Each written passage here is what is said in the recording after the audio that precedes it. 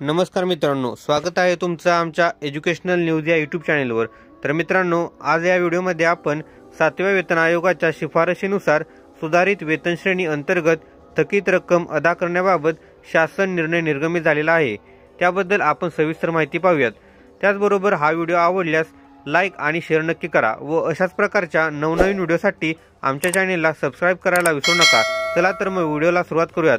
तर यामध्ये वेतन आयोगाच्या शिफारशीनुसार सुधारित वेतन श्रेणी अंतर्गत थकीत रक्कम अदा करण्याबाबत शासन निर्णय निर्गमित। राज्यातील सार्वजनिक उपक्रमातील अधिकारी आणि कर्मचाऱ्यांना 7व्या वेतन आयोगाच्या शिफारशीनुसार सुधारित वेतन श्रेणी लागू करण्यासाठी शासनाच्या वित्त विभागामार्फत GR निर्गमित करण्यात आला आहे। महाराष्ट्र वन विकास महामंडळ मार्फत अधिकारी आणि कर्मचारी यांना 7व्या वेतन आयोगाच्या शिफारशीनुसार कर्मचाऱ्यांच्या वेतनाची थकीत रक्कम अदा करण्याबाबत शासनाकडून अखेर मंजुरी मिळालेली आहे। ही थकबाकी दिनांक 1/1/2016 ते 30/6/2021 पर्यंतची मिळणार आहे। या थकीत रकमेवर कोणतेही व्याज देण्यात येणार नाही। तसेच थकीत देय खर्च भागविण्यासाठी व थकबाकी पोटी येणाऱ्या खर्चामुळे महामंडळाच्या योजनांवर विपरीत परिणाम झाल्यास कोणत्याही प्रकारचे आर्थिक सहाय्य शासनातर्फे देण्यात येणार नाही, असेही या GR मध्ये नमूद करण्यात आलेले आहे।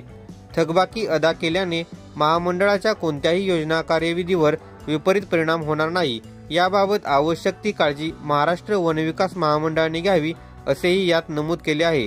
संपूर्ण GR शासन निर्णय हा आपण या व्हिडिओमध्ये पाहू शकता। तर मित्रांनो, हीच माहिती या व्हिडिओच्या माध्यमातून द्यायची होती। अशाच प्रकारच्या नवनवीन व्हिडिओसाठी लगेचच आमच्या चॅनेलला सबस्क्राइब करून या व्हिडिओला लाईक आणि शेअर करा। चला तर मग भेटूयात पुढील व्हिडिओमध्ये। धन्यवाद। जय हिंद, जय महाराष्ट्र।